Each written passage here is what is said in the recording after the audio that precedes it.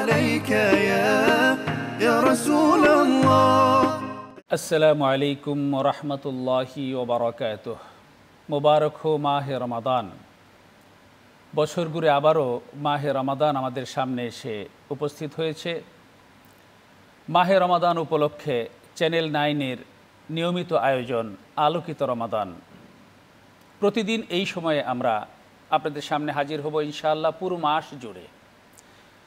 রমাদান, সিয়াম এবং ইসলামের অন্যান্য গুরুত্বপূর্ণ বিষয়গুলো সংক্ষেপে আপনাদের সামনে তুলে ধরার চেষ্টা করব, শিক্ষা নেওয়ার চেষ্টা করব এ সমস্ত বিষয় থেকে আমাদের জীবনের জন্যে, আমাদের নিজেদের জন্যে, পরিবারের জন্যে, সমাজের জন্যে। তারই ধারাবাহিকতায় আজ পহেলা রমাদান শুরু করছি আমাদের প্রতিদিনকার নিয়মিত আয়োজন আলোকিত রমাদান। আমাদের সাথে আজকে মেহমান হিসেবে উপস্থিত রয়েছেন জগন্নাথ বিশ্ববিদ্যালয়ের ইসলামিক স্টাডিজ ডিপার্টমেন্টের সম্মানিত প্রফেসর ডক্টর আহমদ আবুল কালাম। আসসালামু আলাইকুম ওয়া রাহমাতুল্লাহি ওয়া বারাকাতুহু। ওয়ালাইকুম আসসালাম ওয়া রাহমাতুল্লাহি ওয়া বারাকাতুহু। কেমন আছেন? আলহামদুলিল্লাহ আলা কুল্লি হাল তাইয়্যিব। ধন্যবাদ। আপনি যেমনটি শুনেছেন, আমাদের এই অনুষ্ঠানে আমরা ছোট ছোট বিষয় নিয়ে আলোচনা করব। আজকে যেহেতু পহেলা রমাদান, আমরা শুরুতে আলোচনা করতে চাই রমাদান মাসের মর্যাদা ও গুরুত্ব সম্পর্কে। তা আপনি শুরুতে যদি একটু রমাদান মাসের মর্যাদা কোরআন সুন্নাহর আলোকে একটু আমাদের দর্শকদের উদ্দেশ্যে তুলে ধরেন। রমাদান মাসের গুরুত্ব মর্যাদা অপরিসীম, অনন্য, অসাধারণ।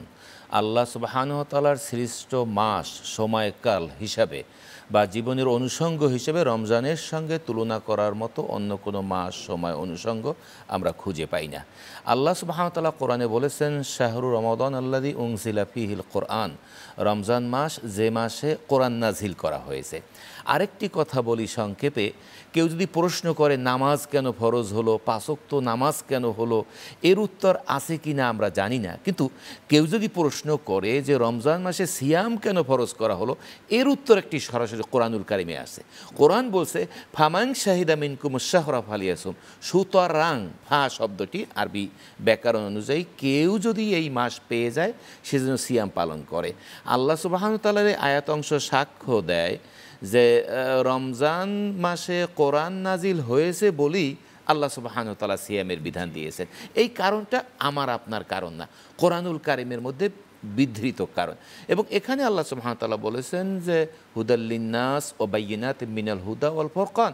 কোরআনের 3টে গুণ বলা হয়েছে: মানুষের পথ নির্দেশ, আর স্পষ্ট পথ নির্দেশ, এবং সত্যাসত্যের পার্থক্যকারী। কোরআনকে যদি আমরা 3টে বিবেচনায় কোরআনকে গ্রহণ করি এই রমজানকে কেন্দ্র করে, এই রমজানের পরিচয় কি? রমজানের পরিচয় হলো কোরআন নাজিলের মাস। এই কোরআন নাজিলের মাস হিসেবে গ্রহণ করা এটিও একটা অনন্য মর্যাদা। আর কোরআন তো সমাজকে উল্টে দিয়েছে, সমাজকে পরিশুদ্ধ করেছে, মানুষকে পরিশুদ্ধ করেছে, আল্লাহর সঙ্গে মানুষের সম্পর্কিত করেছে। আসলে এই রমজানের গুরুত্ব এ কারণেই, রমজান গুরুত্বপূর্ণ এ কারণেই যে রমজান তো সেই স্মৃতিকে স্মারক করে রেখেছে, যেই স্মৃতি আল্লাহর সঙ্গে মানুষকে সম্পর্কিত করেছে। এ কারণেই কিন্তু রমজানের মর্যাদা, রমজান অনন্য, অসাধারণ। আল্লাহ রসুল সাল্লাল্লাহু আলাইহি ওয়াসাল্লাম বলেছেন, মান সামা রমাদানা ঈমানান ওয়া ইহতিসাবান গুফিরা লাহু মা তাকাদ্দামা মিন যামবিহি। রমজান মাসে যদি কেউ সিয়াম পালন করে, রমজান শব্দটি এসেছে, আল্লাহ পূর্বের গুনাহ ক্ষমা করে দেন। ওমান কামা রমাদানা ঈমানান ওয়া ইহতিসাবান গুফিরা লাহু মা তাকাদ্দামা মিন যামবিহি। রমজানে কিয়ামে রমাদান করলে, দেখুন নামাজটা ঐচ্ছিক নামাজ অথবা উৎসাহমূলক নামাজ। রসুল করিম সাল্লাল্লাহু আলাইহি সাল্লাম 3 দিন বা 4 দিন পড়েছেন, কিন্তু তার রেজাল্ট কী? রেজাল্ট হলো যে আল্লাহ সুবহানাহু ওয়া তাআলা নিষ্পাপ করে দেন, পরিশুদ্ধ করে দেন। ওমান কামা লাইলাতুল কদরি ঈমানান ওয়া ইহতিসাবান গুফিরা লাহু মা তাকাদ্দামা মিন যামবিহি।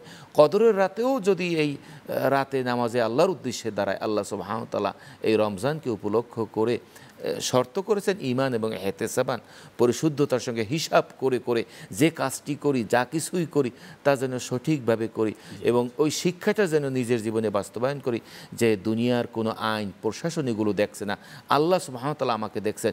আল্লাহর ভয় শুধু রমজান ভরে নয়, শুধু সিয়ামের 14 ঘন্টা ব্যাপী নয়, এই আল্লাহর ভয় দিয়েই আমি জীবন পরিচালনা করি, জীবনকে পরিশুদ্ধ করি, মানুষের সামনে এগিয়ে যাই, এরকম একটা ভাবধারা নিয়ে যখন আমরা রমজান পরিচালনা করি, সেই রমজান কিন্তু মানব জীবনে অনন্য, অসাধারণ। জি, ধন্যবাদ। তো রমজানের আমাদের জীবনেও তো রমজানের অনেক গুরুত্ব রয়েছে। এই রমজানে অনেক প্রাপ্তি আল্লাহ রাব্বুল আলামিন বান্দাদের জন্য অবারিত করে দিয়েছেন, যেগুলো এই রমজানে আমরা অর্জন করতে পারি।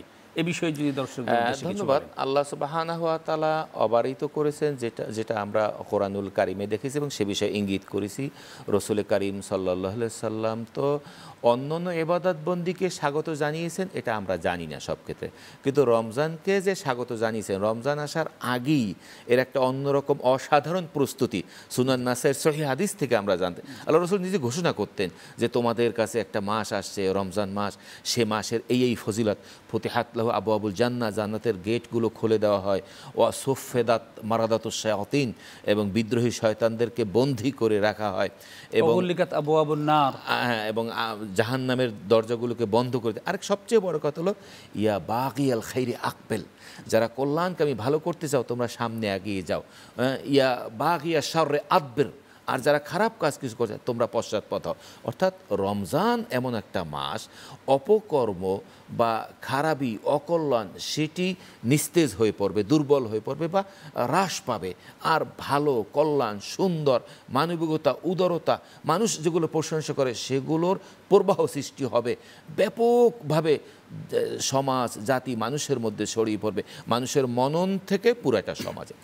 আরেকটি কথা বলা দরকার, সেটা হলো রমজানের গুরুত্ব সম্পর্কে আমরা ৩-৪টি কথা জানি। যে রমজান মানে হলো রমজানে রোজা রাখতে হয়, ফরজ। রমজান মানে হলো কিয়ামে রমাদান করতে হয়, এটা ফরজ। রমজান মানে হলো কিয়ামে লাইলাতুল কদর হয়, ৩টে ইবাদত। আমি আপনাকে বলতে চাই রমজানের সঙ্গে বেশি কম 10টা ইবাদত জড়িত। কেউ যদি 10টা ইবাদতকে জড়িত না করে সেজন্য রমজান পরিপালন করলো না, রমজানের গুরুত্ব বুঝলো। এই 3টে তো আমরা বললাম। রমজান এলো অথচ দোয়া করলো না, তাহলে রমজানের ইবাদত সে পালন করলো না। কারণ আল্লাহ রমজানের আয়াতের মধ্যেই বলেছেন, আপনি কোরআন বিশারদ, কোরআনের হাফেজ জানেন, ওয়া ইজা সাআলাকা ইবাদি আন্নী ফাইন্নী করিব উজিবু দাওয়াতাদ দাঈ, যখন আমার বান্দা আমাকে জিজ্ঞাসা করে আমি আল্লাহর কাছে, আমি আল্লাহ তার কাছে অবস্থান করছি। এবং হাদিসে এসেছে যে 14টা ঘন্টা হলো মানে মানুষের দোয়া কবুলের টাইম।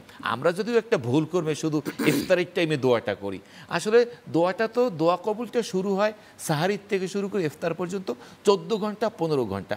দেখুন তাহলে রমজানের একটা বিশেষ ইবাদত দোয়ার।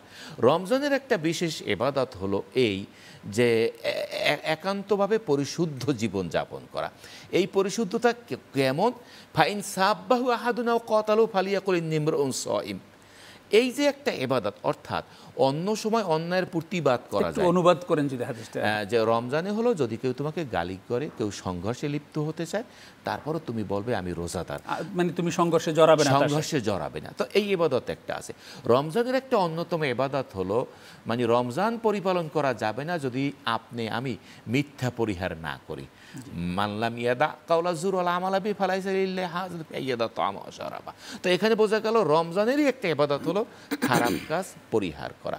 রমজানেরই কিন্তু একটা অন্যতম ইবাদত হলো মানুষের কল্যাণ করা।